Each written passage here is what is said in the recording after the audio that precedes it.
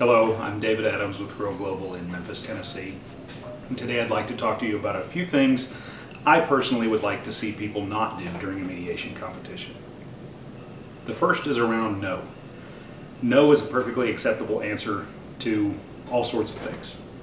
But when it comes to a competition, if someone has made an offer, if your answer is just no, that's incomplete. No is not a counteroffer. You need to expand on your no. Are you telling them no to the entire thing? Or are you just telling them no to half of it? If that's the case, tell the other person that you're only saying no to a portion of it by telling them at first what you're willing to say yes to. When all you say is no, you leave the other party wondering what's happening. And if they're not adept at it enough to turn around and go back and ask the question, which part of my offer didn't meet your interests, then you're going to end up chasing each other around the table and trying to guess what the other party is thinking the entire time. Now, that responsibility is on the other party as well. If you make an offer and someone says no, and that's all they say, don't scrap your entire offer. Go back and ask, what part of this offer didn't meet your needs?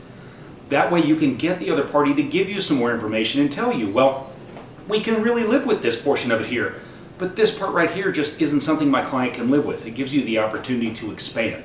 So remember, no is not a complete answer and no is not a counteroffer. The other thing I'd like to talk to you about is caucus. And I can tell you as a judge for these competitions, so many other judges and I feel the same way, do not call for caucus for the sake of calling for caucus. Yes, you're scored on an effective use of the mediator.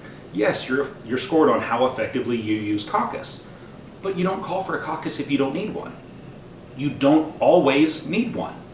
If you hit an impasse, that's a great time to call for a caucus and try and talk to the mediator and find out where they think you're going astray, or see if they have something to offer you in a way of kickstarting the conversation again in a productive manner. If you have bad news that you want to share with the other party, but you don't necessarily want to be seen as the bad guy and you'd like to have the mediator find a way to share that with the other party, that's a great reason to call for caucus. Use the mediator. But don't call for it just because you know it's on a scoring sheet and you think you have to call for it.